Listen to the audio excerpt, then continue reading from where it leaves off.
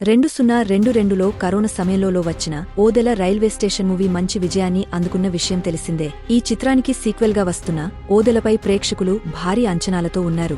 సంపత్ నంది కథ అందించడంతో పాటు నిర్మాతగా వ్యవహరిస్తున్న ఈ చిత్రానికి అకోస్ తేజ దర్శకత్వం వహిస్తున్నారు. ఇక ఈ మూవీలో తమన్నా ముఖ్య పాత్ర పోషిస్తోంది. ఇప్పటివరకు కెరీర్లో గ్లామర్తో ఆకట్టుకున్న తమన్నా ఓదెల 2 సినిమాలో అఘోరిగా నటించింది. ఇక ఎప్పటినుండో ప్రేక్షకులు ఎదురుచూస్తున్న టీజర్ తాజాగా ఈ రోజు మహాకుంభ మేళా సందర్భంగా కాశీలో రిలీజ్ చేశారు. 1.52 నిమిషాల నిడివి ఉన్న ఈ టీజర్ చాలా పవర్ఫుల్ గా ఉంది.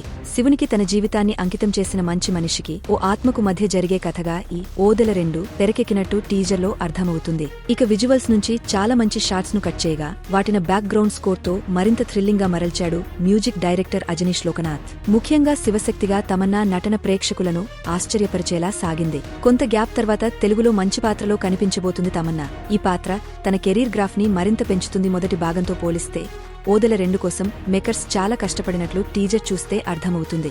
దీంతో మూవీపై అంచనాలు అమాంతం పెరిగిపోయాయి. ఈ మధ్యకాలంలో ఇలాంటి కథలపై ప్రేక్షకులు కూడా బాగా ఇంట్రెస్ట్ చూపిస్తున్నారు. దీని బట్టి ఈ మూవీ కూడా భారీ విజయం అందుకోవడం ఖాయం.